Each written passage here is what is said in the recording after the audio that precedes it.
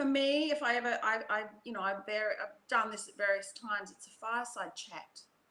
It's just between you and me. Yeah. And then so whoever comes in on that. So it's like, okay, this is how women roll. We haven't met, but we know each other. And we just dispense with everything. And I can do this in a queue in a supermarket. I can go because it's like we just connect on that common level of being a mother and a woman and everything that is.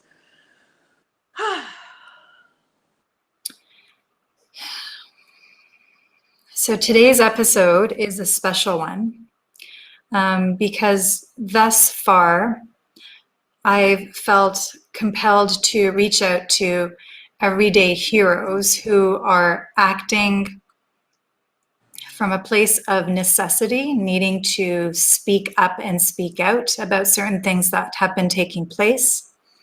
And I, soon after the 15-part series, that my husband and I were co-hosting Science, Mysticism, and Beyond on his platform, Inspire Health Podcast, soon after that started to reach the end of its course, I actually started to feel very strong emotions and a yearning to keep it going, in that I needed to contribute in a meaningful way to the trajectory of the shift that I see happening in humanity. And so this platform, AIJ, Adventures in Joy, is one that we actually created after my return, a 5-day retreat I went on because I was feeling out of sorts completely after the birth of my third baby. And during that retreat, I asked to be a vessel through which the light can work through me. I asked God, I asked angels, I asked whoever is able to facilitate a shift for the betterment of our world, to assist me, use me as a vehicle or a vessel in whichever way that I was capable of in order to facilitate that shift. And upon return from that retreat, I had all sorts of ideas coming through which we created AIJ platform. And this platform is essentially through which we host retreats and workshops, my husband and I, to facilitate the unraveling of our true potential. And within this vessel, or through this vessel, I realized, you know what? We actually cannot fully know our true potential without excavating through our shadows, through trauma, through getting into the nitty-gritty of who we are as individuals and humanity in general. And so I'm utilizing this platform now to continue the work that we started through Science, Mysticism, and Beyond. And today's conversation with my new best friend, Dee Light. And Dee, I should mention that Shannon actually, Hunawatu actually recommended that I reach out to you pretty much at the beginning when her and I connected. When I tried to reach out to Huna and make an appointment for the seal, she said, I think you would really love her. And at the time, we were just working on Science, Mysticism, and Beyond. And so I had saved your contact and left it to the side. But it just, of course, naturally, organically came to be. And as I'm looking through your site, I just realized, yeah, like I'm going to have her for tea and have her come over every single day and stay.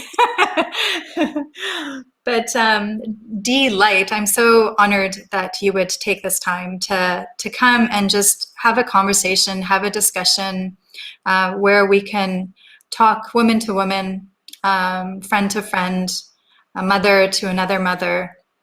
And we'll just share our experiences, share our insights, share our challenges at this time. Thanks for being here. Oh, thank you. It's great. No. I'm echoing. Sorry, say that again. I said I'm echoing. Say that one more time. I'm echoing. Oh, you're echoing. Okay. So what I'll do then is when you're speaking, I'll mute just in case the sound is bouncing. Okay. All right. I'll go then. Okay. Thank you, Taya. It's funny because the morning that you contacted me, I just that morning sat out and done my, what I do in the morning when I wake up. And I went, okay, so where do I need to be of service today? It's like who needs to speak to me today? And I think it was like half an hour later or whatever, your ping came through. So I think there's nothing richer than women. I was saying that to you before, that when we just dispense with everything because we just go to the common thing, which is being a woman, being a mother. And then at this time, for those of us who are really delving deep and really exploring and being at that vanguard, then we have so much to share, because we are at the sharp end, we are at the pointy end, and there aren't too many people who fully understand what we're going through, so that we can then be that for others. So it's an absolute pleasure when you get an opportunity to delve, with a like-minded person. So thank you. Wonderful. So I'm wearing a scarf today. I don't know why. I don't wear scarves. I always wear a scarf. Hilarious. And as you came on and you're wearing a scarf, and I'm looking onto your website again, and I see your beautiful pictures, and a lot of them within which you're either wearing this color or a scarf. I'm like, of course. I was picking on Dee Light's energy, Yeah. and that's why I grabbed the scarf. Good. Oh, look, it's I remember, even from a little girl, I was raised by a mother, but my father was an architect, so he had an aesthetic of beauty and fine fabrics and design and balance. And so we lived in a house that was a little bit like a little Frank Lloyd Wright house in the 50s. It was just absolutely beautiful when I look back now. And my mother sewed, so I used to go to the fine fabric stores with her and sit there, bored as anything, but run my hand along everything, and she would sew all my clothes. And so I've always had a love of fine fabrics and color and balance and how clothes fit on my body. And, at the age of 4, I started ballet, and I was a very chubby child. I've never been a fine little thing, but I was just eaten a bit in a tutu. So I've always had that joyful sense of movement through my body. And yeah, most people say, yeah, Dee, she's a lush. She's a lush. She's a lush, So there you go. So that sets the platform for then how I energetically live my life, because my sense of my message is embodiment. My message is embodiment. So unless you actually fully embrace every single part of your body with no judgment whatsoever, with full acceptance, then you can't actually accept all the codes and the transmissions and everything that's coming to you, and everything that nature wants to gift you, everything that food wants to gift you, or the energy that everybody wants to gift you, if you judge your body as wrong. So I had to go through that process of dieting for 23 years and, all of that. If I was doing that now in this heightened time, it's so challenging for women with social media and everything that's happening at the moment. So because we have all these judgments around food, which of course has upset our whole microbiome. So now we have all these other autoimmune diseases that come because of that, because we just have lost connection with our body. So that's my key role in all of this, is to embody and like the work that I too have done with Huna Flash. If we look at the Lemurian calendar, I'm in June. I'm a wombat. Now a wombat, yes, it is unique to Australia, but that's the womb energy, and so I'm embodying that. So yeah, that's where I start. Beautiful. I want to get into your interest with Huna and the Navigators intensive as well, but maybe other than being a lush, can you tell the audience a little bit more about yourself? Okay. So yes, born in Melbourne. I'm from, some people may or may not know Melbourne. It's a beautiful city in Australia. And, you know, private school, good girl, top of the class, all that sort of stuff, you know, good at sports, did ballet, one of those people. Went to Japan when I was 16, which was a very interesting thing because that awakened something very, very deep. When we talk about Lemuria, that's Lemuria 3, I was home. I was totally home, and therefore learnt the language, which is such a gift to be able to speak most of the language. Various things. Very interestingly, my first job, I went to university and I did Japanese, but my first job, I was recruited by the intelligence services. So that's an area I don't talk about, obviously, for 6 years. And I have nothing to do with them now, so that just so everybody knows. But that, of course, gave me phenomenal insight into so many things that have prepared me for now. In terms of my capacity to research and delve, and the same with my husband, Clive. He came from a policing background. So both of us have had sort of security backgrounds. And then I was married at 23, married to an accountant. Again, good girl. And then I met somebody else when I was 25. He was also working in the intelligence services, and the rest is history. And I'll never, ever forget, because he said to me, and I'll call my ex-husband John so that he, you know, he never sees this. So I remember when I went to this other man to say, it's done, I'm over. I must shut the door on this and go back to my husband. And he said, well, that was John's Deirdre speaking. What does Deirdre want? That was it. That was it. That was the line that set me free. So I went back. 25, I left my husband. And that was it. That was the moment. What does Deirdre want?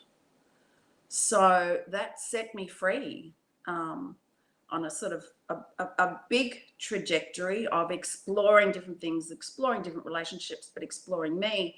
And so it was... I started my own business teaching Japanese. I taught Japanese to 2,500 of Qantas's flight crew, which was really fascinating because I studied accelerated learning. I just look at everything sort of energetic. And it was in that time that I met Clive, my now husband, and he was a body worker. So I'd sort of suddenly moved from this highly intellectual role that I was playing into an energetic, and then all the doors opened.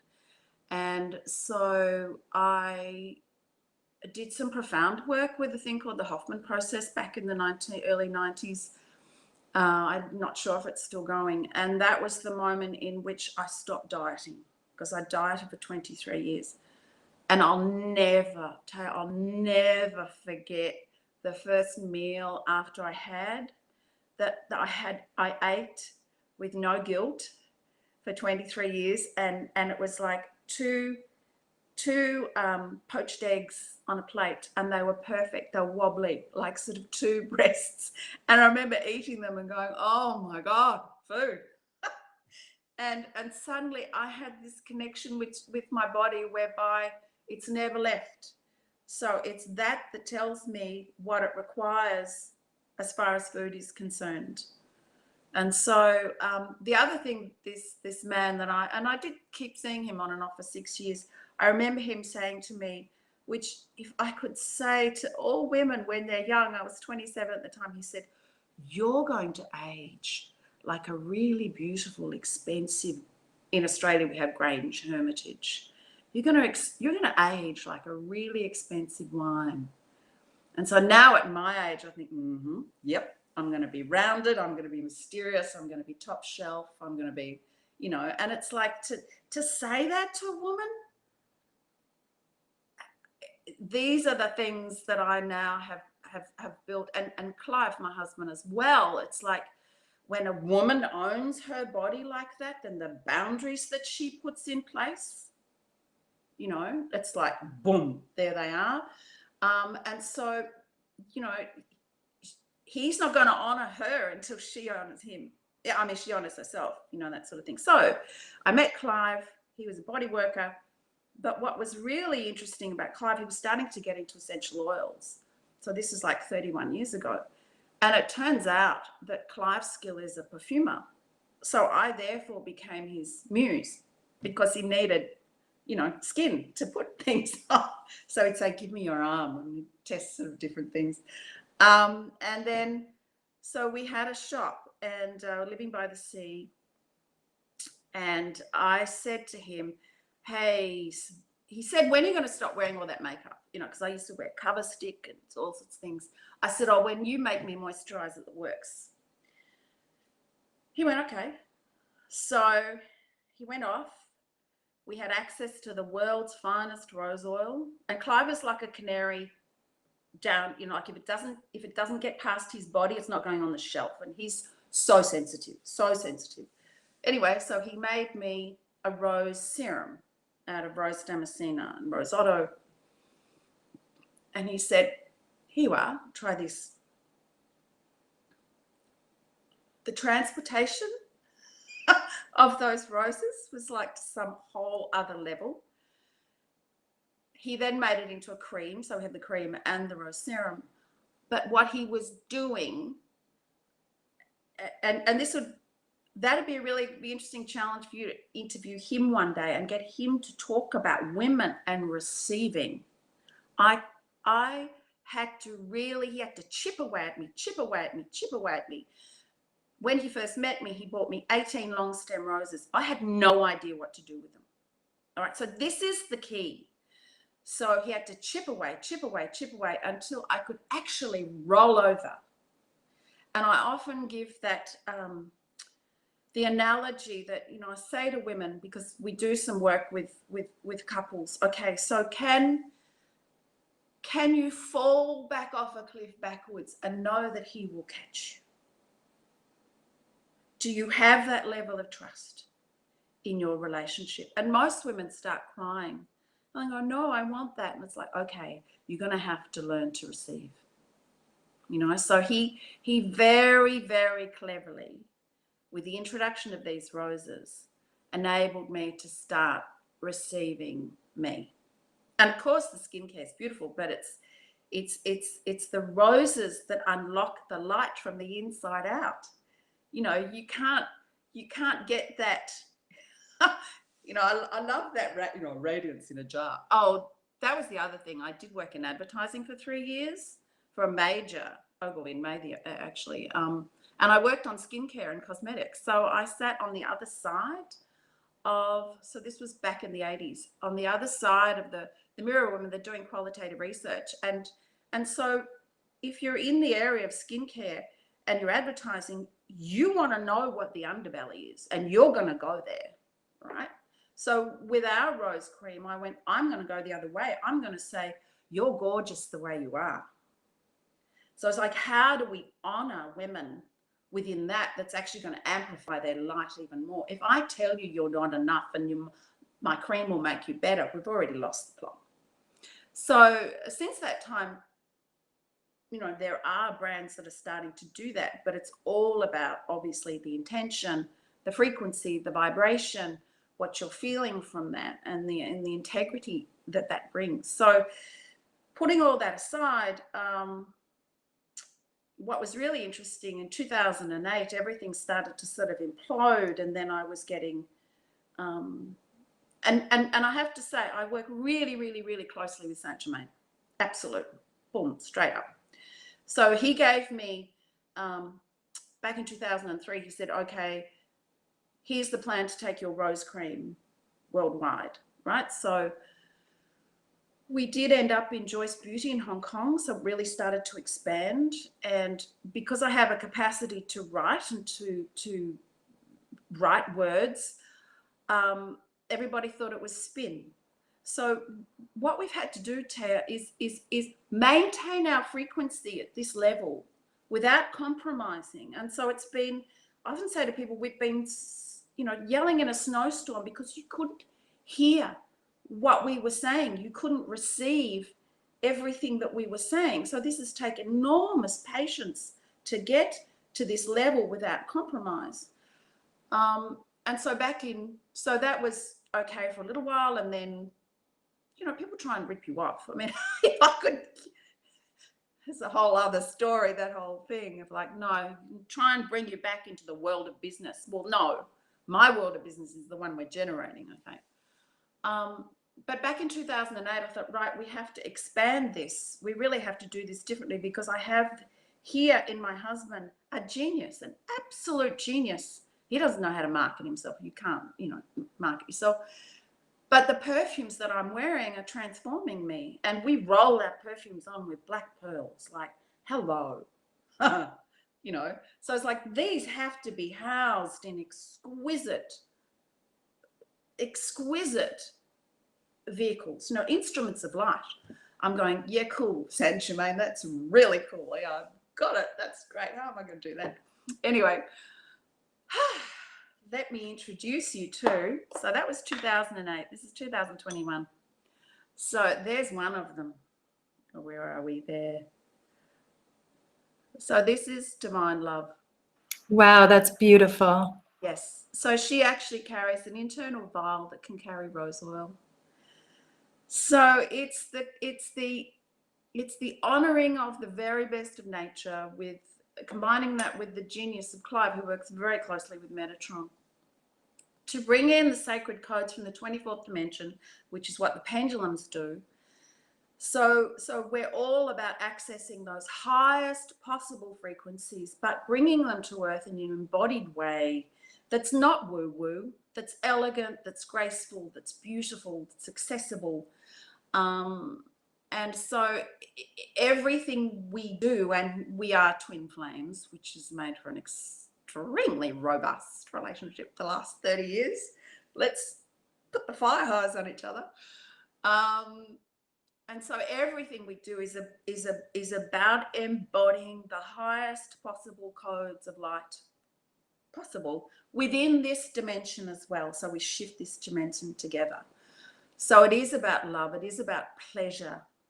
It is about taking that moment in the day where we can actually just, birds are really important, but just acknowledge what is truly around us in terms of Lemurian, this operating system of nature is it. That's it. And so I get to sit right plumb. I said to people, I don't have a job, I have a VOB. I have a vortex of bliss. I sit in the plum. So I'm the CEO of the company. But now I also get to work with clients with there's 13 pendulums so far. And they're all, there's Andromeda, there's Arcturus. They all have different Helios. They all have different roles, not only bringing those energies down for us to bring those energies back to them, because the whole of the cosmos is evolving. So we're working with the Lemurian High Council. And yet, on the other hand, if you know me, I'm so practical. It's like, no, I'm not, we're going to keep the language really simple because it's how it plays out. It's how you are when you speak to somebody in the queue at the supermarket. That's what counts. It's like how you are behind closed doors. How you live your life authentically when it's just you. That's what's really important. I've been in this whole arena for 30 years and I have seen what happen. I've seen that persona and I've seen that persona. And unless you can actually bring the two together and live it all, you're not embodying your truth. So it's a minefield out there in the area of personal development, which you may have discovered. But of course, as your radar becomes more attuned particularly when there's two of you, when you have Jason as well, then it's like, then you get a better guidance system through all of that to see where it is you are to put your energy. So, yeah, I back in 2009, I had a very, all I can say is a very sort of, I was later told that my higher self orchestrated the whole thing, but boy, was it rough. Clive and I hit a really, really big part in our relationship, and he left for a little while. And so it was that prompted some major deep diving within myself and him within himself. And from that prompted a book that, again, Saint Germain helped me write, 3 days in a hotel room. So I have these moments when suddenly just something comes in, it's a new vector, and boom, that's the area that we're going. But now, with the wisdom of age, I can look back at it all and go, wow, I now see how every single bit fits in. And I think I said to you in the writing, all prepared for now, because now it really starts. And I'm going to be here for a long time yet. I'm just starting now. Yeah, beautiful. There's so many things that you mentioned that that resonated so deeply. The part about receiving, the part about leaving, the part about receiving, the part about the courage that all of that requires for any of that to take place.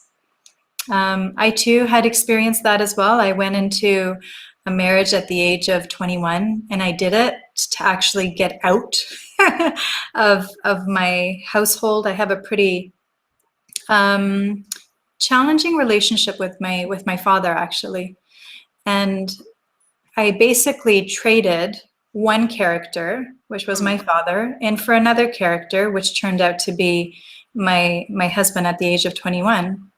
And I chose to stay within that relationship for way too long. I knew it in my heart. I knew, actually, soon after we were engaged, when I recognized all the lies that were being said and all the deception that was taking place, that maybe this wasn't the right decision. But because, I mean, this is so silly, but because I had committed and I had announced it to the family, I thought, well, I just have to go through with it now. And at 21, you don't completely connect with how long a lifetime of marriage is. No. So it was, and I didn't ultimately decided to stay feeling like I had to do the right thing, and the right thing meant that whatever society, family expected of me to do was to follow that. And I finally, once my first child, who's now 16, once he was born, you know, in yoga, so there's prana, this upward moving energy, and there's apana, downward moving energy. And one of the ways in which you connect with downward moving energy is through, you know, feces, menses, urinating, coughing, anything that is released from the system, including childbirth. Yes. And I tell you, when that energy of giving birth to my first child happened, clarity with what needed to happen, without a doubt, without a shred of doubt in my mind. So I knew I had to end that marriage. I knew I had to walk away. I made peace with staying in when my child was really little. So for the first year and a half, I decided, okay, this is what I need to do. I'll make him my focus point and make a decision when he's a little older. And you know, soon after, when he was a little bit older, I just put my clothes, in a couple of garbage bags, and I called my brother up and asked him to pick me up, and that was it. I walked out of that marriage, and so there's that leaving that I feel like it caught my mom off guard. It caught my mother-in-law off guard at the time. And you know what, Dee? I recognize it now so clearly, because I feel like we're living through, in a very amplified vivid way a lot of the similar patterns and scenarios that I lived through and that you likely lived through in the past. What I'm recognizing now is my mother and my mother-in-law wish they had left, Yes, you know? yes, Mm-hmm. yes, Mm-hmm. yes. And they still haven't left. My grandmother was the only, when I left, my mother, couldn't understand. Nobody could understand. In fact, I went into a hotel under an alias for a little while, just to try and get some peace. And I remember meeting my grandmother, and she opened up the door and she looked at me and she said, "You are doing the right thing." She said, "I wish I'd left your grandfather years and years and years ago." Now, nobody ever knew that. And I just, in that moment, she said, "You follow your heart." And I was like, that was the only family member that said that, because in all fairness, they couldn't comprehend what I was going through. And what I was going through was a spiritual awakening, was a spiritual emergence over which I just had to roll with it. And that was those lines when I said, you must be willing to betray somebody else, not to betray your own soul. And there you have it. There you have it. Because it has no words. It only has a feeling to it. And at the moment, I just say it's a rumbling. So for me now, this is the first time truly in the evolution of women where we're going, we have to have relationships that are sacred. We have to establish our fullness. It's like that beautiful, let the winds of heaven dance between you, that beautiful thing. But you've got to be whole yourself. So you've got to find yourself claim that wholeness before you go into a relationship with somebody else, as whole as you can, because that sets the foundation. So yeah, I had to spend 6 years on my own finding me before I met Clive. And I remember so clearly saying, I had a relationship with a man who wasn't available. And I remember saying, I'll be intimate here. I'd had amazing sex with this man the night before. It was really quite incredible. It was like, really, I went, wow, but I knew he wasn't available. And I went, you know what? I'm going to be celibate until I have that. There is no compromise at all. And this is what it's going to look like. Boom, boom, boom, boom, boom, boom. I met Clive within 24 hours. So it's just to let you know, when you're that clear, the universe moves. But you really better be very clear what you're asking for. So, and we met in a relationship workshop, and we got paired together, and we had to make the list of what the partners look, what are you looking for? And because suddenly it was like, oh, if I just overlaid your list on my list, ooh. and the magnetism between us was just like, boom, and it still is, after 31 years. So that's a whole other story of how you cultivate that, how you keep that going, and how it stretches out, and then it reforms at that whole other level. But how do you keep going that going within the context of families, homework, schools,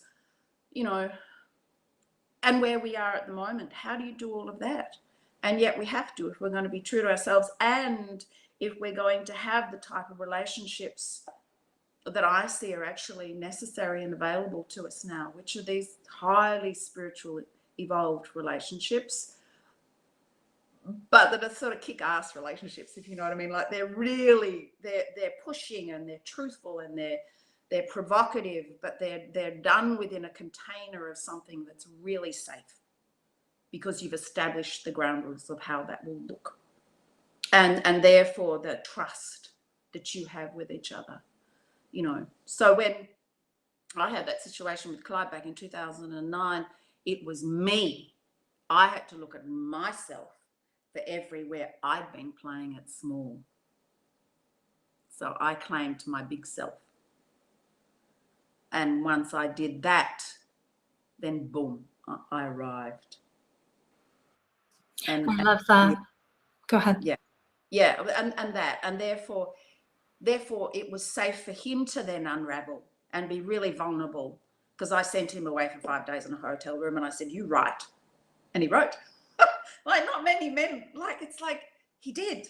He embraced it all because he too wants to be as evolved as he can for this time.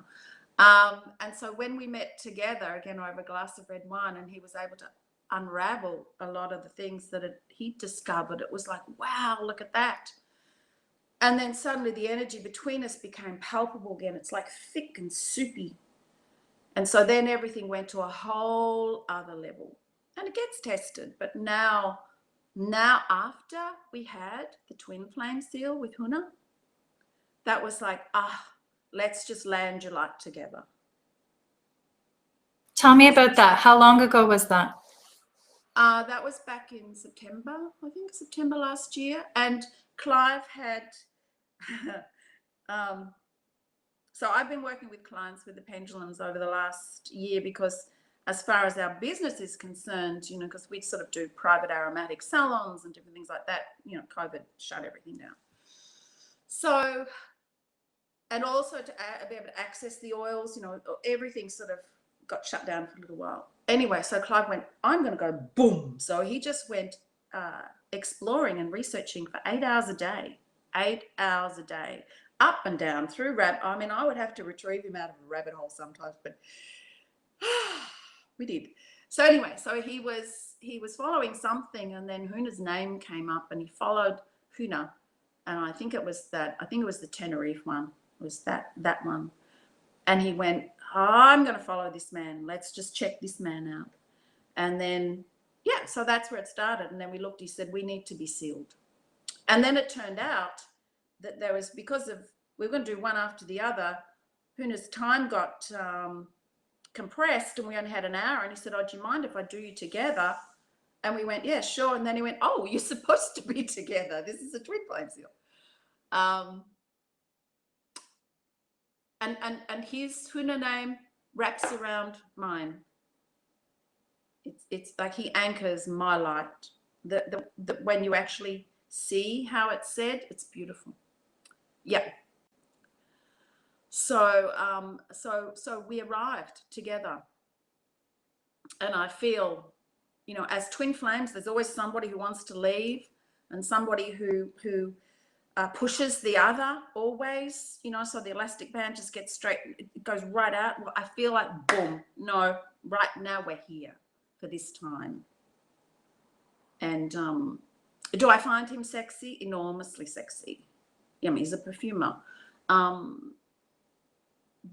But sexy is only about magnetism and about something that's true and authentic. And so I don't know this man yet. I don't know him yet. You know, and yet I know him so deeply. He's part of me. And yet what more have we got to sort of explore together as we reveal more and more and more and more and more of each other to each other. So that's what's exciting. You know, I could never get bored with him. He will always surprise me.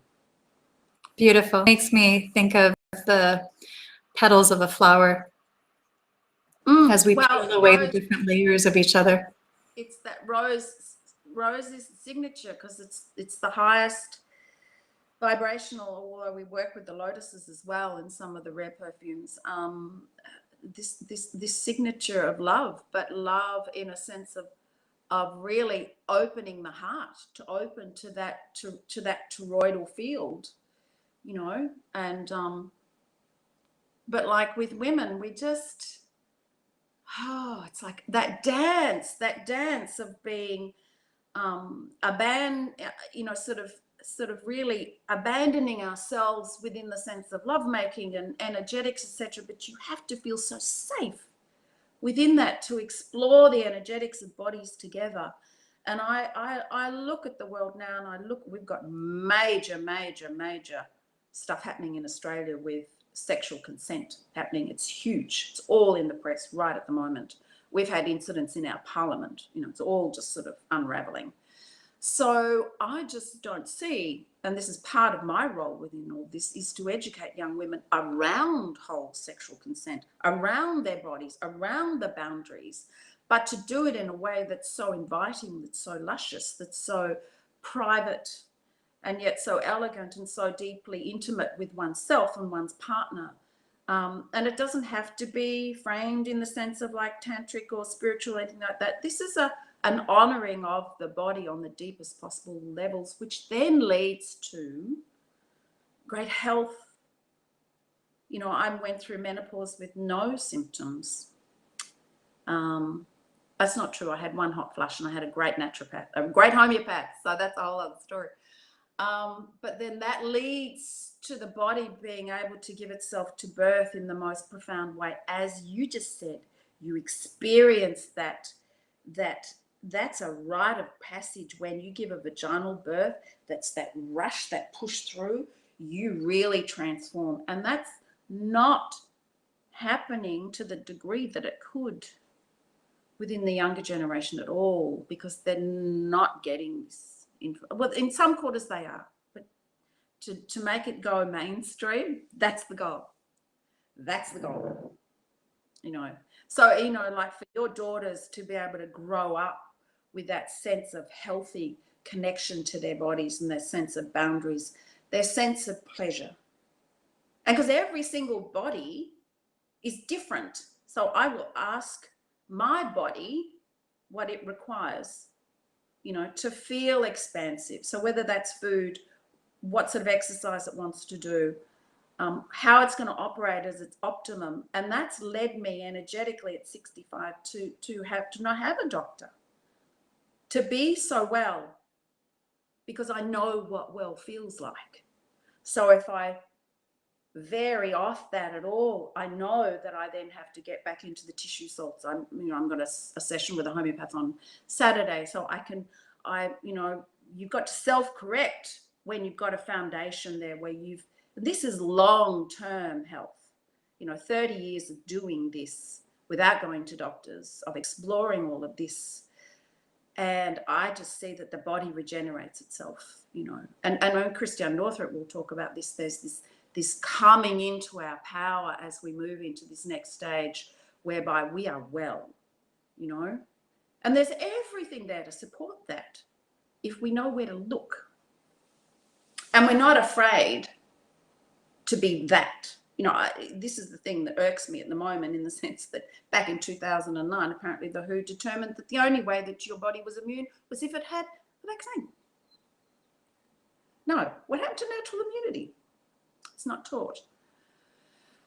My grandma, I was raised by my grandma while we lived in Iran, in the Middle East, for the first 8 years of my life. And then when we migrated here, my parents, as immigrants, as most immigrants are, they're just busy trying to make a living. And my parents both left a well-to-do lifestyle and careers, and basically had to start from scratch. And so as a result, my brother and I basically raised ourselves, and I actually count that as a blessing right now because it allowed me to navigate the terrain, and it was really rocky and really challenging. But I tell you, since last year, I realized wholeheartedly that I was being prepared all this time for the here and now. Like, yes. Every single moment, from, my uncle molesting me for 2 years when I was young.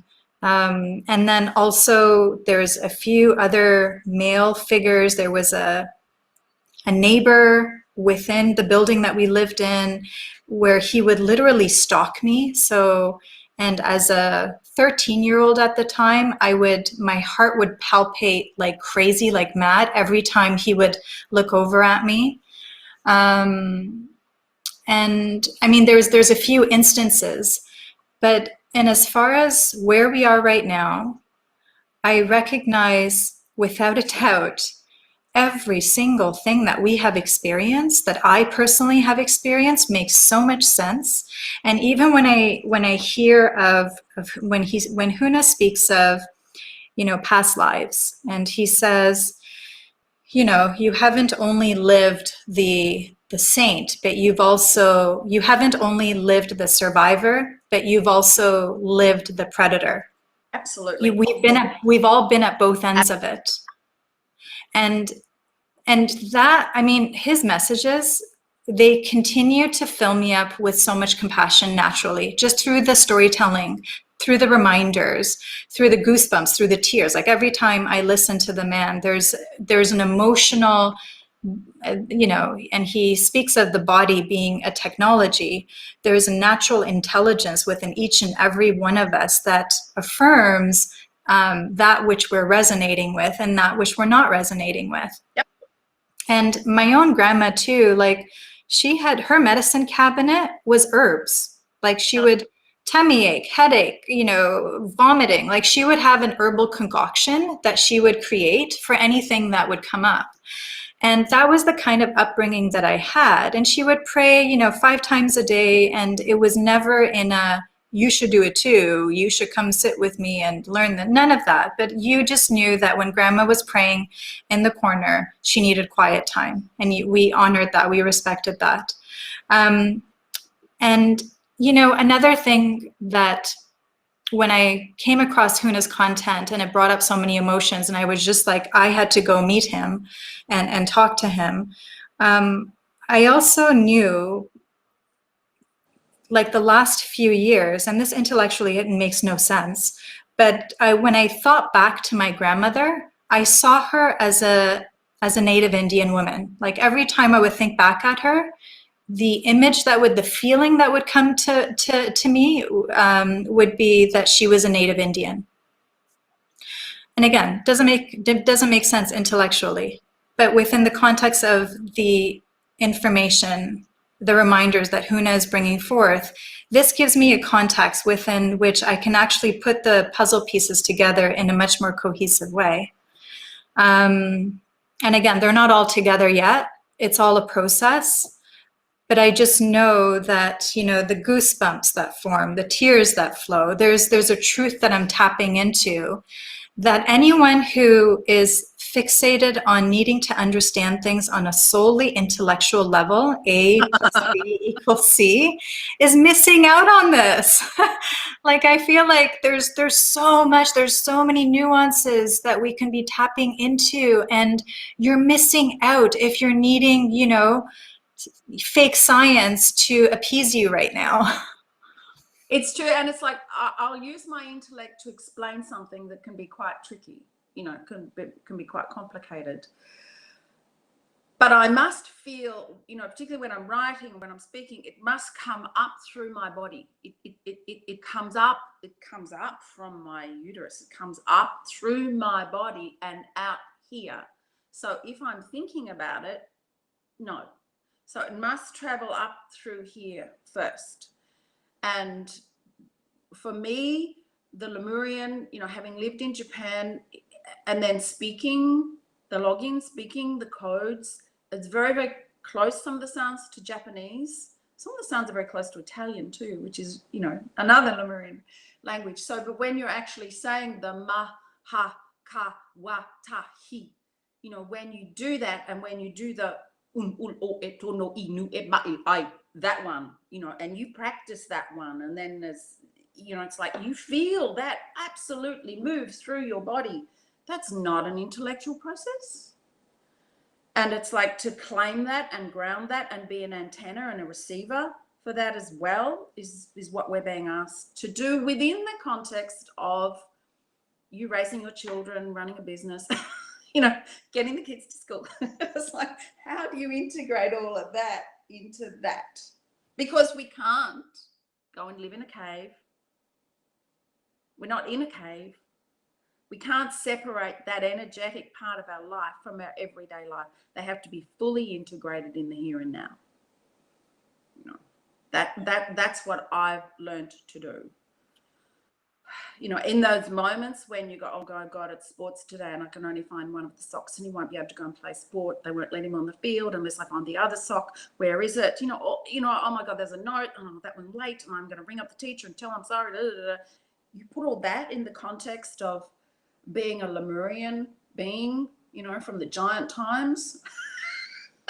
You go, oh, right, just let me, how do I integrate those two? And yet there's a way to be that. And this is the remembering that you and I are experiencing, others experiencing, and others are coming to it. We're just remembering how large and expansive we truly are, as all of that unlocks, you know, because it's just an unraveling and an unlocking and a, you know, it's, I love that way of the reverse, the resolve, the reset, you know, the receive and then the rejoice. So it's just defragging everything and then bringing down that new operating system. Yeah, I really feel like these sort of things should be taught at every school, you know. Well, I mean, we've had, like, our children started the first years at Steiner, and that was the closest experience that we could give them to something that was so in sync with the seasons and so in sync with the breathing out and the breathing in and you know, with the cosmos, and with their own sense of play and delight, and the world is beautiful. And to have that at least until they're 7, when the teeth start to change, because then they can start to actually introduce the intellect, because it's only then that they're ready to read. You know, for a lot of children, it's not all, it doesn't apply to all children, but for some. But that seemed to work for us. And I know that even though they've left home and they're leading their own lives, etc., that those first years when we turned the TV off, you know, and all they did was they play with cubbies, you know, and we lived in this beautiful place and they climbed up trees and they had their friends, and that we cooked. We had a garden and we cooked every day together and we baked bread together. That those imprints that have been laid down at that very early age will then play out as they too become parents.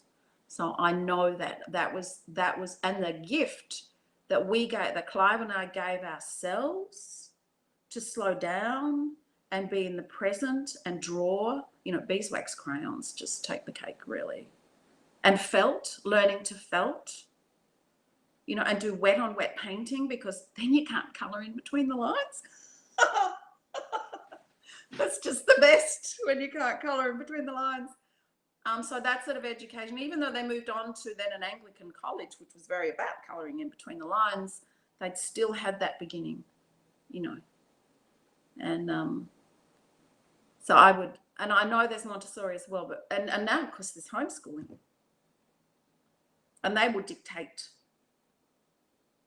because that's an infinite being with a very high genius. They really do. They really do dictate. They really do.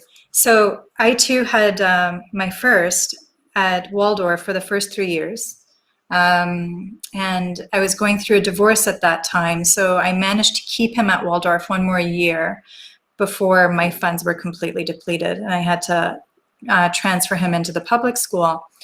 But the feeling for me when I stepped into the Waldorf school for the first time felt like a home that I would always want to have. It felt nurturing.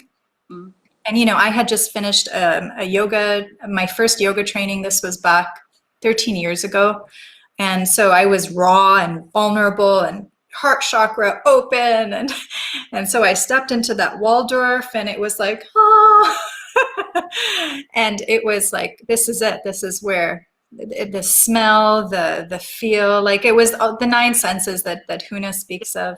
Yes. And by the way, if the listeners are not familiar with Huna's work, there's a couple of talks on this channel in which Huna is featured. You can also find Huna's individual episodes and individual live Q&As, which we highly recommend, on my husband's platform, Inspire Health Podcast, which I can put here as well for you to check out. Huna's talks, they're phenomenal, and if you resonate with it, then you're ready for the information that he brings forth. I think I'll just say that within Huna as well, it's really, so many people put somebody on a pedestal. Yeah, very good. And Huna's not that sort of person. He would want to be ripped down immediately. So we are all human, having human experience. And I think the work that he's doing is just beyond words. The energetics, when you're speaking to him, just allow you to remember and reactivate that largesse within yourself. Absolutely. It is so that we can all, as part of this, we all know what we're here to do when we really, really, really go deep. So it's like this huge, giant jigsaw puzzle. So he's basically saying, find that within yourself and be that and support the whole, you know, as we all move forward together, all of humanity. So the days of gurus are gone.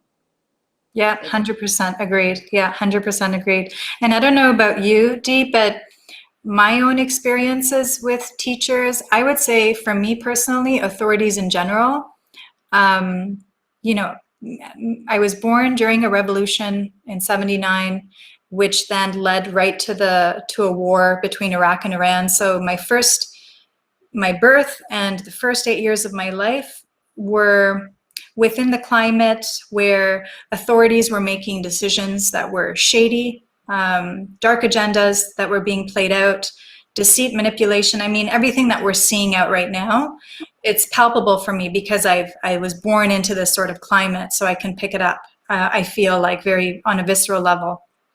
But so there's been a distrust of authority my whole life. And even when I have had teachers, and I actually consider that word teacher to be a very broad term in my personal life, because I feel like the tree is a teacher, the interaction that I had with the teller is a teacher at the bank, the grocery store, any people that I come across there. It's like we all are teaching one another. You are teaching me, I am teaching you, the birds are here to teach us. And so as far as teachers, I think we actually need to adjust what that means, re-examine what that means. And it doesn't mean all teachers who come to us are going to relay lessons that are going to be blissful and beautiful and, you know, tearful. But, you know, some of our best teachers have been our children and our parents, who have been really challenging, incredibly challenging. And they could very well be warnings of like, do not repeat this pattern again. You need to look clearly in order to not repeat this. So that's been a learning experience for me. But as far as authority, I've had a distrust of authority. Like I feel like ultimately what I'm being pointed to is everything that you see out there is reflective of everything within you. So the more that I'm able to understand my own body, my own intelligence, my own shadows, my own dark corners, the more I'll be able to own that, and from that place feel much more empowered and moving forth in life and having interactions that are genuine. Yes. And it's like, you know, bless my mum, she's not with us anymore, but I didn't have a healthy relationship with her for many years because, you know, I was seen to be a black sheep. I was troublesome. I was uncontrollable. I wasn't uncontrollable in the sense of like sex, drugs, rock and roll. I was forthright. You know, Deirdre was going to do what Deirdre was going to do from a very early age. And so that's hard. It's like, we don't do that in our family. Can you just lower it down a bit? Yeah, there it is. And so my mother once just said to me, I am so disappointed in you. Now that, you know, from a high achiever, It's like it took me until I was 50 to be able to go, I'm never actually going to get her approval. It's not possible. It is not possible. She will never understand me. And understand. It's like I am the only person who gets me, truly, truly, truly gets me. And so, when she passed, I wasn't there at her passing. I know my sister was. So my family have found me enormously challenging because they just didn't get the trajectory that I was on. So what I've learned to be, I had to learn to be my own mother. I had to learn to be my own father. So this is the activation of, the fire and the matua, the female, and it's the divine feminine and the divine masculine on every level. My father died when I was 12, so he wasn't here. So I've had to learn to be that within myself. And so I have enormous compassion for my mother and everything that she laid down and did for us in different sacrifices. And yet I could not cut off an arm and a leg just so that I would get her approval. And that was very difficult. And my children are, if you ask them, particularly our son, so he'll go, yeah, Mum, she's incredibly strong. She's one of the strongest women I know. She also cries at the drop of a hat. But it's like, you don't mess with her. And because when you find that line, when they rub up against that line's actually immutable. Because I will give and give and give and give and give, but you will not cross over that line. And that's everybody within my family. You will not cross over that line. So you can be so generous and accommodating within all of that, but you have to stand there as a beacon of light within it all as well to be able to transform that. That's a lonely road sometimes, Taya. It's a lonely road. I've spent many a time in the walk-in road behind all the coats so I can sit there in silence and work through this. Now it's okay because it's grounded, but at the time it was like, oh. So intense mother-daughter relationship, I think, for women is just really so tricky because for this reason, because your mother intrinsically is the one person who must be there for you at all times. She is the safety net. She's the one person you can rely on for unconditional love. Now, if she didn't get that, she's not going to be able to give it, but you're always looking for it. So you're going to have to give it to yourself. It's really that simple. So interesting. So, when we were talking about... That's in that photo too, that's 4 generations. So that would have been 1959, I would say. Would it be okay if I read this? I mean, I love all of your blogs, and I think I could really read all of them and have a different discussion around each and every one of them. I'd love to, but that's my mum, that's me at 3 or 4, that's my great-grandmother, Amanda, and my nana, my grandmother, Daisy. Wow, amazing. Okay, so this one you've titled, Mothers and Daughters, the Biggie. Uh-huh. Not when to sit back and watch. I thought it might be time to poke the bear, so to speak. I know after decades of personal work that our relationships with our mothers sit at the very core of us. Crack that one and we're on our way to freedom that opens every door. So if you have a relationship with your mom, and she may have passed, as has mine, in which she intrinsically supports every single ounce of your being and your dreams with no judgment, then maybe just smile and move on. However, as is the case with many of us, if you're at the effect of her tone, her disapproving glance, her sucked-in breath, her comments to other family members, her constant worrying about you, then let's take a dive right here. For here, the rubber hits the road. It took me until I was 56 to really be free of the need for my mother's approval. So my offering is a code breaker to help you jump this circuit. Your mother may never, ever understand your soul. She may never, ever hear the quiet voice you do. She may never get your downloaded directions. She is not you, and you are not her. And you are not responsible for her feelings to make her happy, to save her from despair, from her unresolved anger, from her sorrow, her jealousies. Do not bend for her pain, her discretions, her control. You are not here to make her happy. Her happiness is up to her.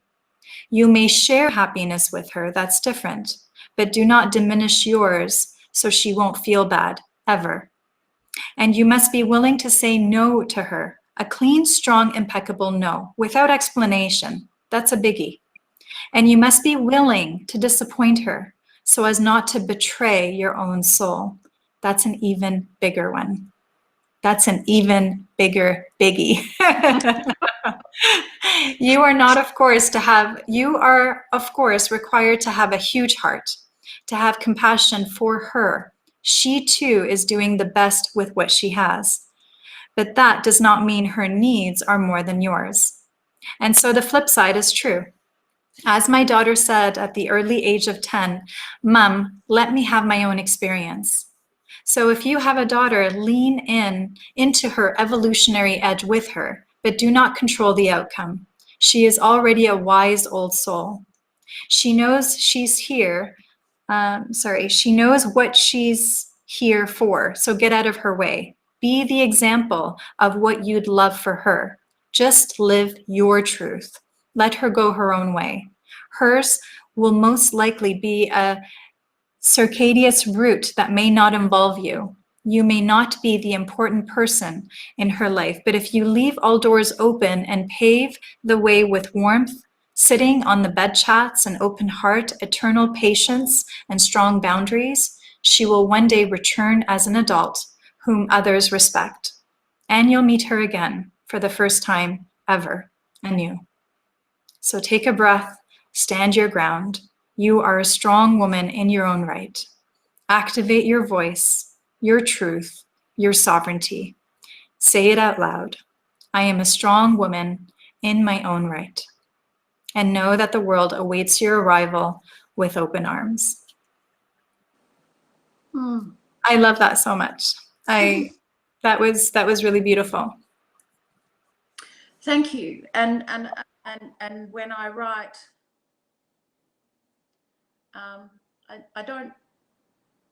I just feel it coming up. So I have to go upstairs and I have to go into my room and I have to make sure everything is peaceful and calm. And then I just write. And then I can't even remember what I wrote until someone reads it back. You go, oh, that's really cool. I wonder who wrote that. So, yeah, it is so, you know, relationships, families, they're all difficult. But at the end of the day, there is just love. We know that. But love of you, complete acceptance of you and the embrace of you without anybody else having to play a part in that. Nobody else's approval is really where it starts. So that's, you know, that I think that's the biggest learning for women is just that. And just to sort of be so real. I remember, you know, I remember when the children were young and I'd had no sleep and I would be on the kitchen floor in a heap at 8 o'clock in the morning, just sobbing, just going, I cannot get through the day. You know, Benjamin would wake 11 times a night. Anyway, we worked that out. But the exhaustion that comes with motherhood, and then you think you can't share that with other people because it all looks like they're all having this amazing life. It's like, oh, it's just me. It's me in the pantry. I used to go into the pantry and shut the door and sit on the flower bin and just, I'm in hiding, you know, I'm like, and I'd say, or I'd drop behind the kitchen counter. I'd go, Mummy's not here at the moment. You know? I would hide in the bathroom and lock the door, like even if it was for a minute, that's a minute very well spent. Yes. Yes, that or the loo, or wherever you go, it's just in that moment. Mummy just needs some space, and because you're just imploding, you have to find that center again without exploding for them. So then you have to tip it on its head, go, you know what, it really doesn't matter. Tay, you would find this. People who get involved in personal development are all high achievers. We're all high achievers. We're all going, we're going to push the boundaries. I've got to get better. I've got to, evolve. I've got to be da-da-da-da-da. And that itself can be so detrimental to the process that we're going through. So we actually at some point have to flip it all open and go, you know what? It doesn't matter. The only thing that matters is I'm here, with my children at the moment. They're 28. Dominique is 28. Benjamin's 25. They're alive. I've done a good job. They're alive. What sort of human beings they are now is in their control. It's not mine anymore. I did what I could until they left home. So I have to be kind to myself and say, and when I go back over my life, I go, well, was I truthful? And in every single moment, when we as a parent make a choice or a decision, we make it with everything, with all that we have available at that time. We make it with our intuition, and that's the decision that we make. In retrospect, you go, I might have made a different one. But if you can live your life moving forward and go, I did the best with no regrets, then that's a good life lived. And, you will lose friends along the way because you're not playing the game. So, but then and then you gain, and then you gain. Mm-hmm. Yeah, and those, you gain ones that are completely aligned with where you want to move to. And if you are worried about the friends that you're going to lose, you're actually negating the possibility of magical friendships that await you in the future. And that's so true about people that you work with as well, particularly with your children. If you worry about them, you are completely disempowering them. You have to have this thing where they do go out into the world, and you're just going to have to trust that they're going to have their own experience. So there's that moment too. It is a dance, and you have to be there when they come back, because you are a mother and we are that as well. And so, yes, when you try and go in to assist somebody, and I would have an experience with my daughter where I'd say, so who am I? Am I your friend? Am I your mother? What am I? And she'd say, I just want you to say, it sucks. So I'd go, it sucks. Because I'm I have clients, and I'd want to go, all right, are we going to fix this? I'm a fixer. I don't want it fixed. Just say it sucks. You go, okay. Is there anything I could do? No. So I'd have the wind taken out of my sails. No, it just sucks. Okay. All right. And also the knowledge to know that your kids will go and find the answers from somebody else, not necessarily you. That's a really big one, because you're weird. I can tell you, you're weird. But they'll hear exactly the same thing from somebody else. And, oh my God. And you go, shut up. So particularly like our son's 25 and he's just starting to explore things sort of energetic. So for us, it's like we just want to give so much. We want, okay, we've got all the experience. It's like, no, I'll just go somewhere else. Thank you. Okay. But then, I was just going to say, then younger women come to me, and so it all just goes around full circle, and then I can be that in somebody else's life. And that's how we do it. Yeah, Khalil Gibran, the Lebanese poet, he said about our children, when he spoke on children, he said, our children are not our own, but a world longing for itself. Right?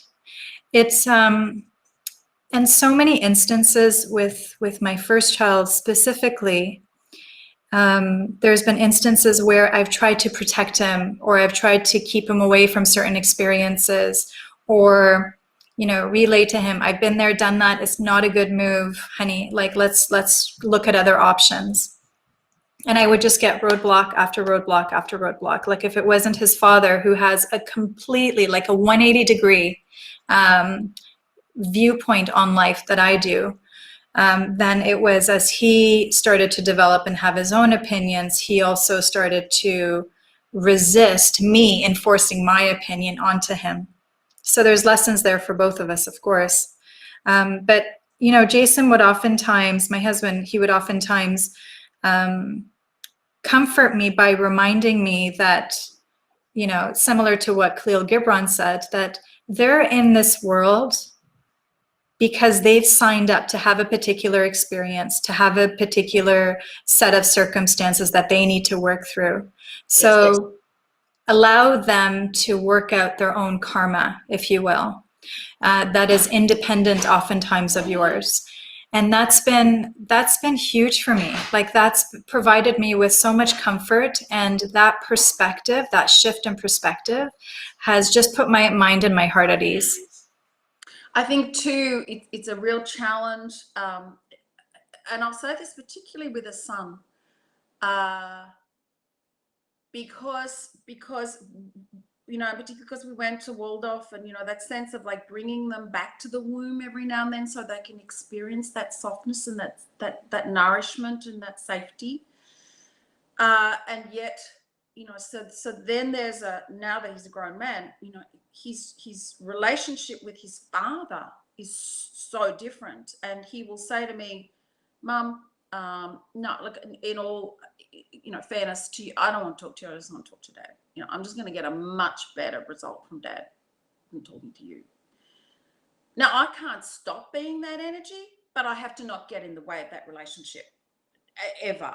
And that's always been the challenge, is like, because he has to stand on his own 2 feet, and that's a masculine thing. They have to be able to have that relationship. So it's a dance, and this constant sense of trust. And so that's why I always go, well, hey, they're alive. I've done well. They're still alive. That's sort of my benchmark.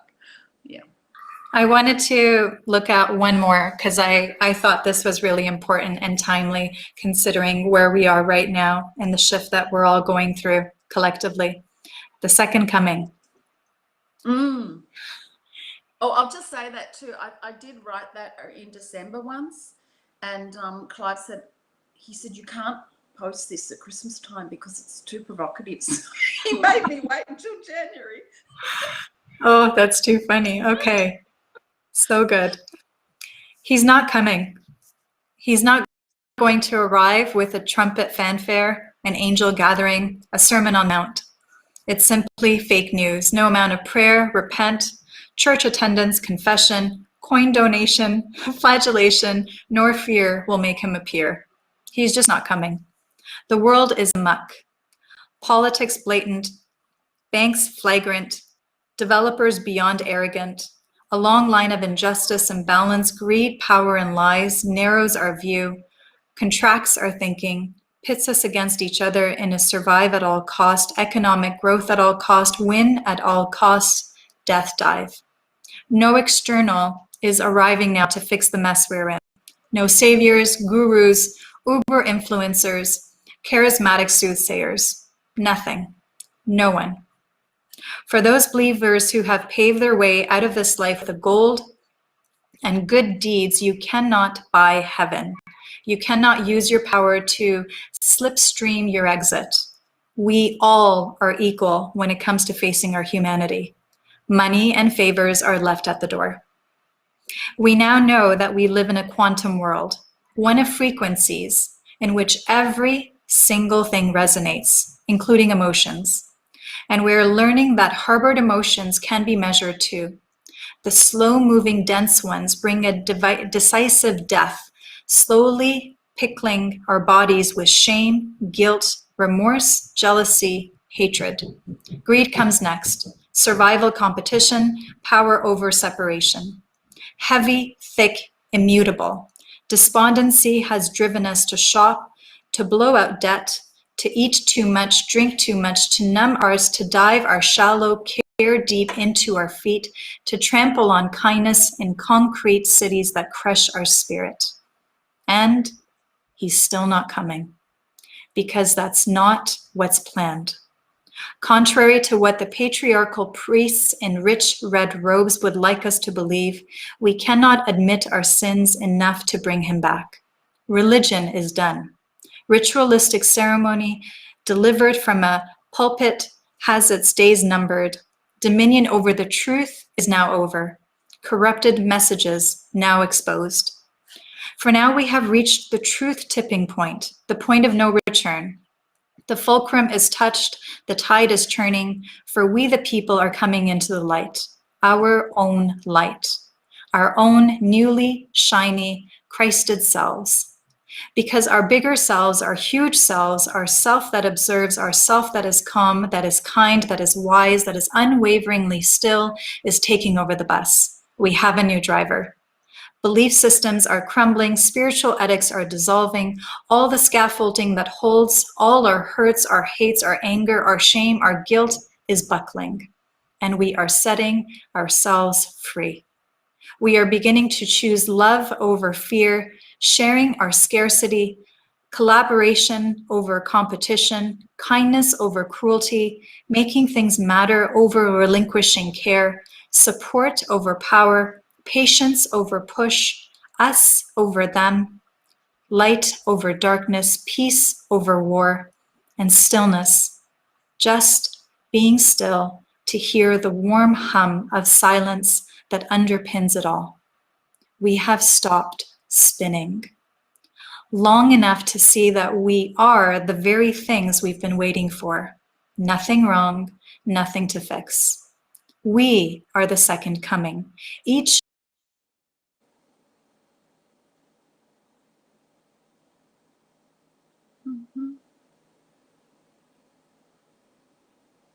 It froze.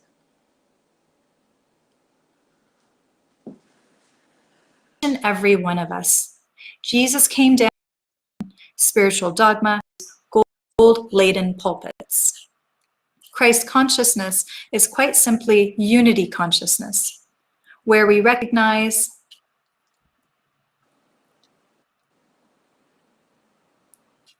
my computer has frozen.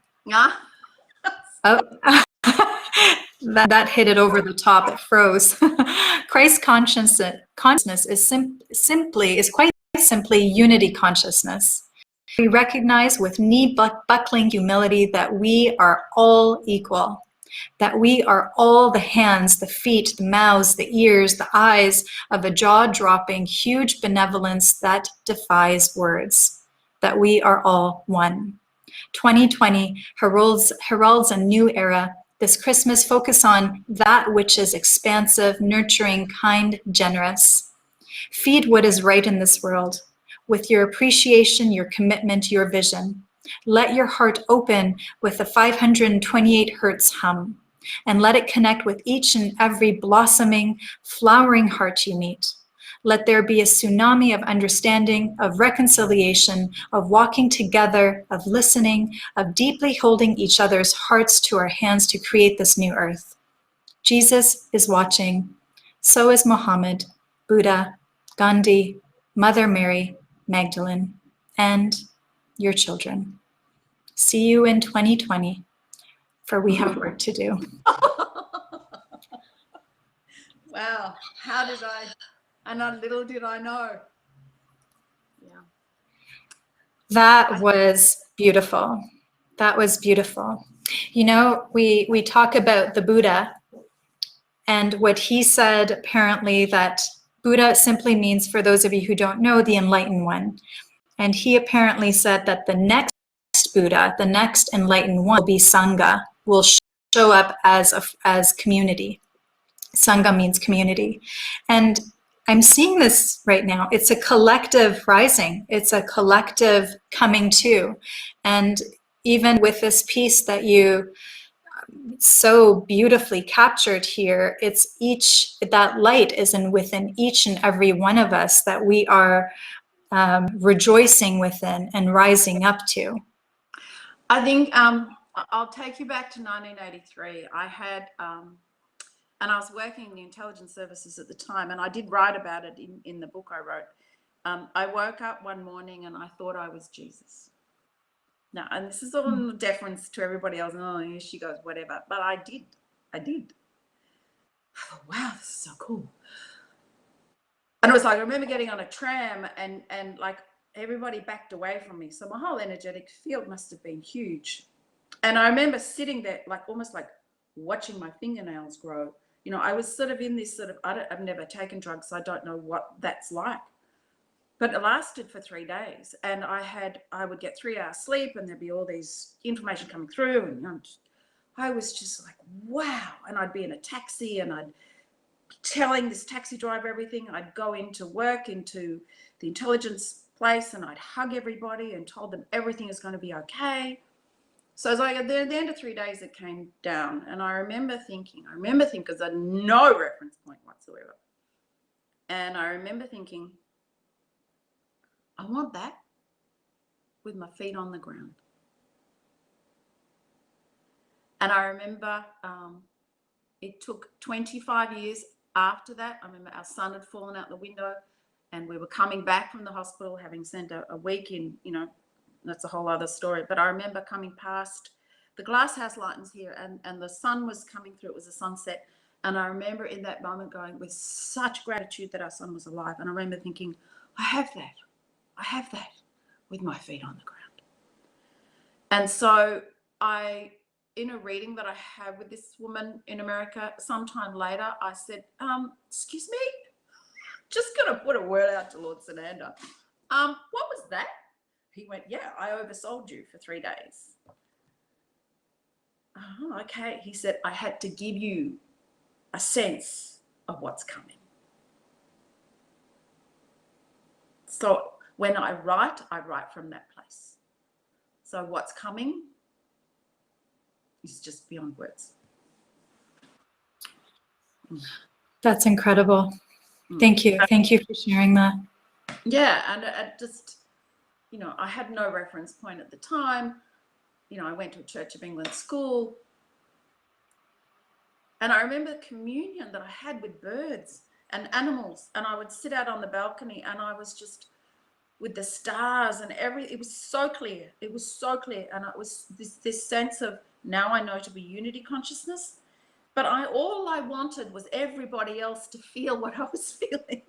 You know, and so now, I mean, tremendously humbling experience.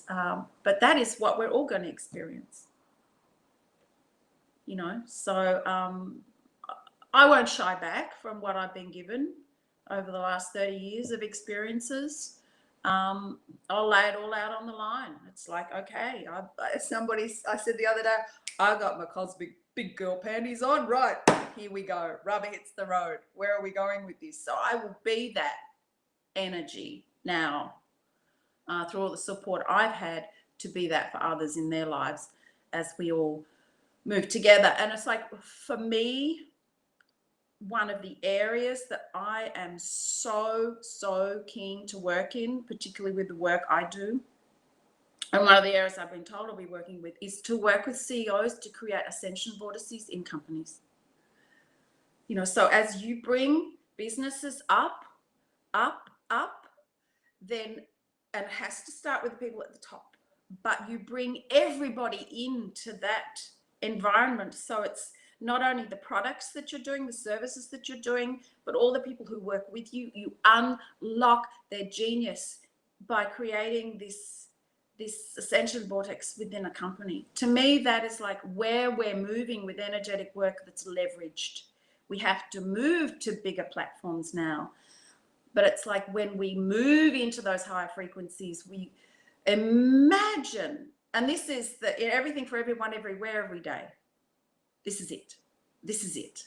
You know, if you are in business and you're not interested in leaving the planet at a better place for our kids, don't even be in business. You know, if you're in business and you're worried about your bottom line, stop it. Ask where you can serve all life on the planet. So that's the shift that's happening. And so it's rumbling up from grassroots up. And that's, so it's like to bring in the geometry. So working with the pendulums, I bring in the geometry of the divine blueprint. And then how do we actually steward that through with strong boundaries in place to bring in literally these cities of light, bringing them from heaven to earth. And that's what we're now being asked to do. I just, sometimes I'm in awe of the instructions I get and I go, that's all right, that's okay, I can do that. It's step by step, Teo. It's just it's one step in front of another step. You just keep asking and asking, and then the next step comes. That's how we ground it,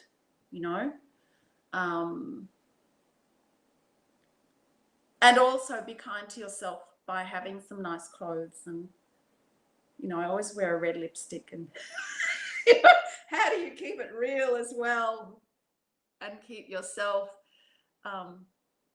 real within the whole process? Because the words won't land unless you're real, So it's enormously exciting, and that is where we put our focus and our energy now. We acknowledge what's going on in the world at the moment. I'm fully aware of what's going on in the world at the moment. I'm not going to feed it. I refuse to feed it. I just choose to create something different here, acknowledging that it's still there, and that too is shifting and evolving as we see it. I'm not going to feed it, but I'm not going to pretend that it doesn't exist, because it does exist. And it's, this is a planet, this is a realm of many, many, many, many life forms, of many beings, of many cosmic nations, of star nations. We're all in this, and it's ever evolving. And that's where that sense of kimuria, we hold each other in the dark until the light comes. It's a mighty job. So yeah, it helps. Yeah, I'm going to pull up, because we had just spoken about this shortly before we started recording, about Huna's latest post on social media, and I wanted to read it. So he speaks of exactly this.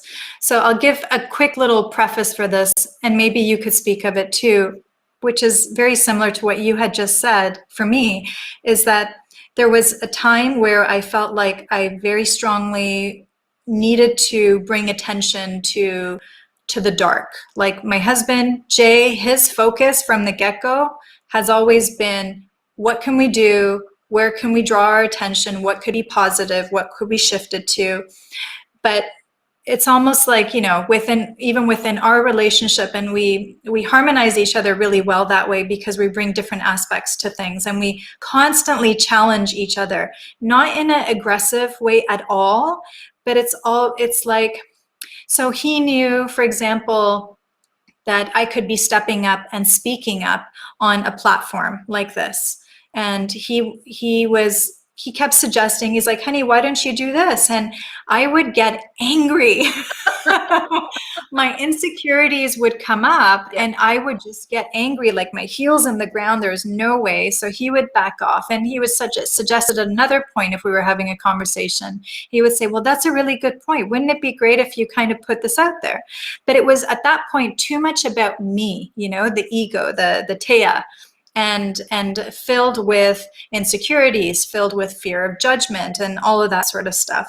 And sure enough, I felt inclined within myself to now step up and speak up in a context within which I would have not have even imagined myself a year ago. And it was out of, after the seal ceremony, but it was out of the need to contribute in a meaningful way to better the predicament that we're in, to help humanity in some way, in some capacity. So with that now, with where we are now, and what Huna is speaking of here, that I'll shortly do a share screen with, he speaks of every time we draw attention to the dark, we're feeding it. Every time we sit in emotions of fear, of worry, of trauma, when we sit in those, we are feeding the darker forces. And that's not to say that we cannot have a human experience. I'll say this as well. We as humans have all sorts of experiences, and it's really important to honor all of it. But are you sitting in it? Are you simmering in it? Are you wallowing in it? Or are you getting information that needs to come up? Oh, I need to take care of that, or I need to make those decisions. I need to create a certain action and move forward. Or are you just getting stuck? I think that there's a really, the analogy that comes to me then, because we talk about ascension, right? And everybody thinks ascension is up.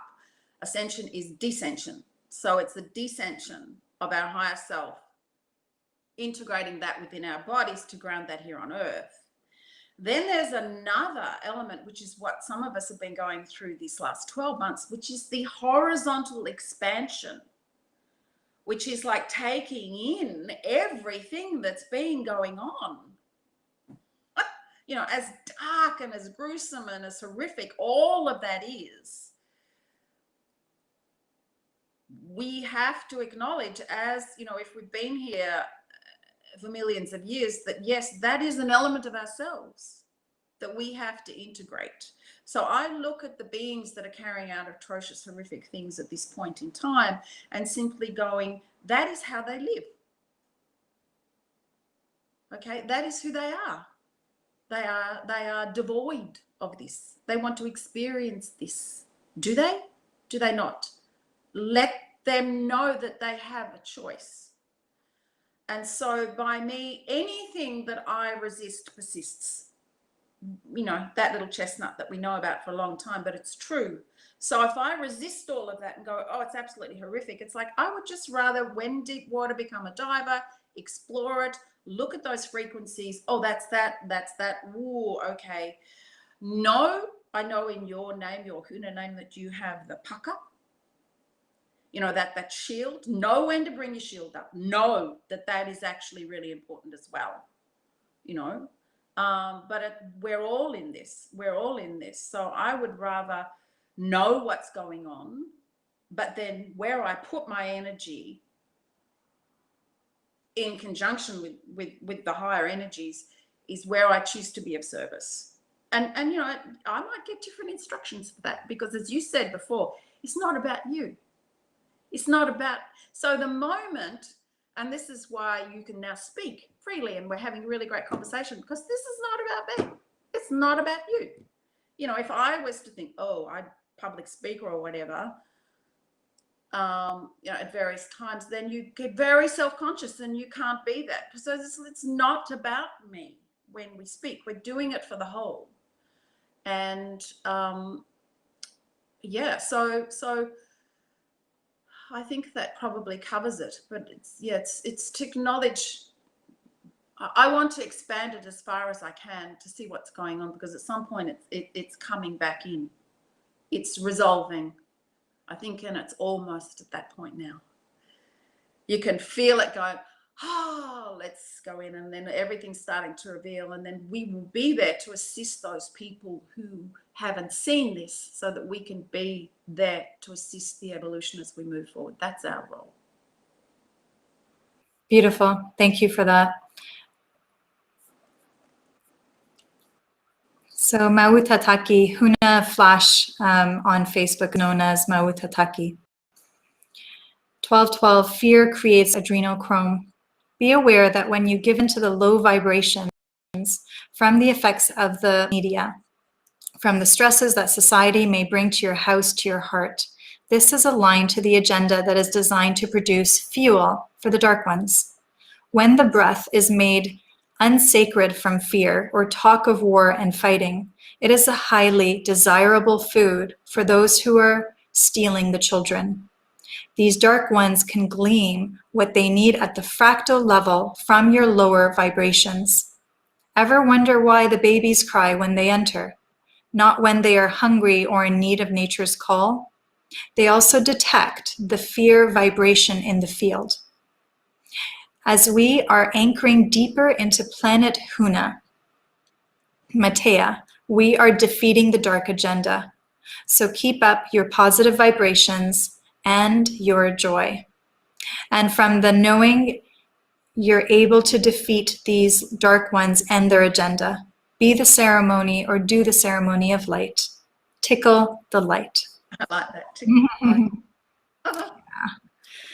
All right. Well, Miss Dee Lightful One, your email to me said, thanks so much for making contact. I've been asking recently where my next level of service is. And for me, it's about having healthy, grounded, deep, roll up your sleeves kind of conversations about parenting, around what it is to care for all life on the planet, to care for yourself, your health, your relationship, your vision, your mission, and still find the time to hear the birds sing, jump in the ocean, drink good coffee, be luscious, and do nothing.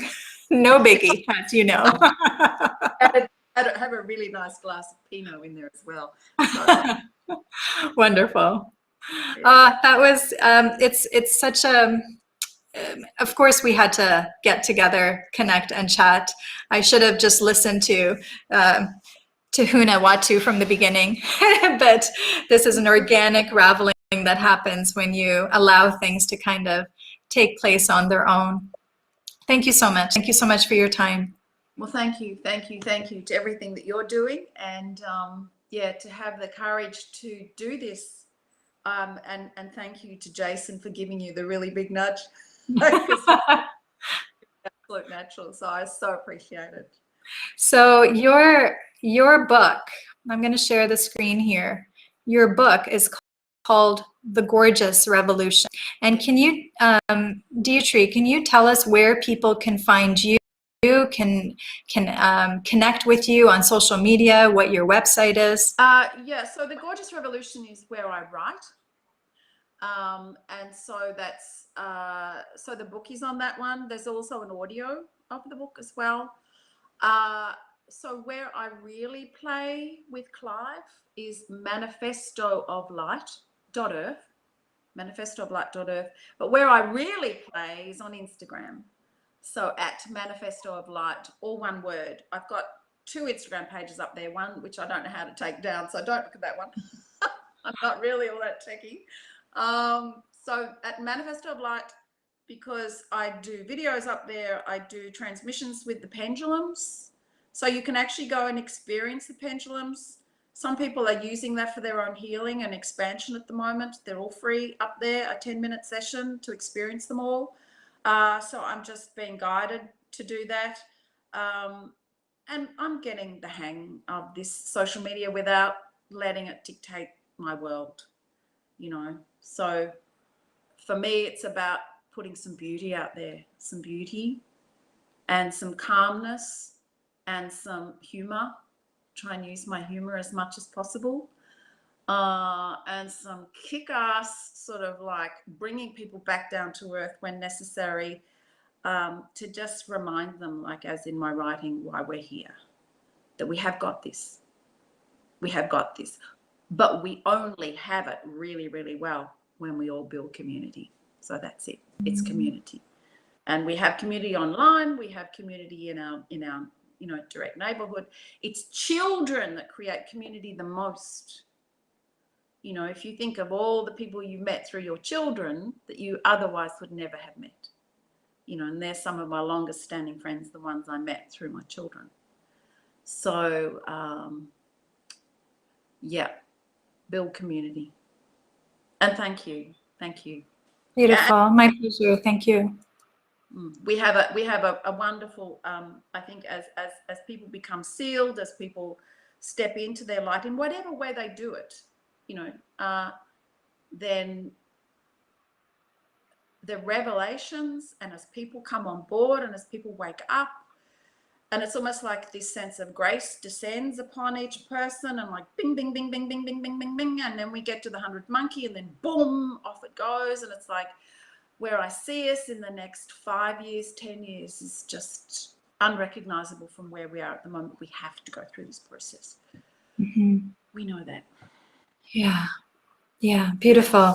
Thank you. I will have all your information and all those links at the bottom of this video as well. So people have to click, if you're tuning in from on YouTube, you click on the title of this talk, and it'll guide you to the to Deirdre's information just below that. So I will have all the links noted there as well. Yeah, I think the Instagram page is probably where it's all happening. There are links off that one, and you get an instant feeling for what's going on. So that's where I tend to focus my attention.